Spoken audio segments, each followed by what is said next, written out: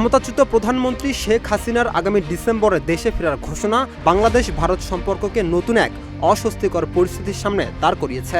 নয়াদিল্লিতে আয়োজিত এক অনলাইন সংবাদ সম্মেলনে এই ঘোষণা দেওয়ার পর দুই দেশের কূটনৈতিক অঙ্গনে নতুন করে আলোচনা ও উত্তেজনা তৈরি হয়েছে।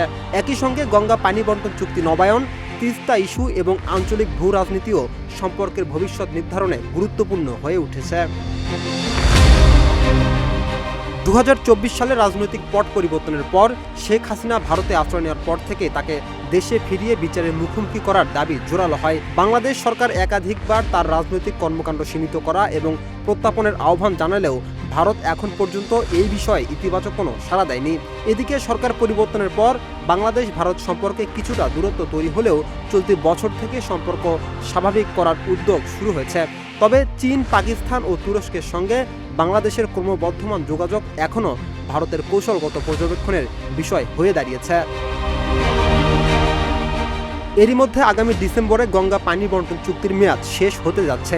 পাশাপাশি দীর্ঘদিন ধরে ঝুলে থাকা তিস্তা পানি বণ্টন চুক্তির ভবিষ্যৎ আলোচনা রয়েছে। বিশ্লেষকদের মতে শেখ হাসিনার দেশে ফেরার ঘোষণা, প্রত্যাপন ইস্যু, গঙ্গা তিস্তা চুক্তি এবং আঞ্চলিক ভূ রাজনৈতিক সমীকরণ সব মিলিয়ে আগামী দিনের বাংলাদেশ ভারত সম্পর্ক নতুন এক গুরুত্বপূর্ণ পরীক্ষার মুখোমুখি হতে পারে।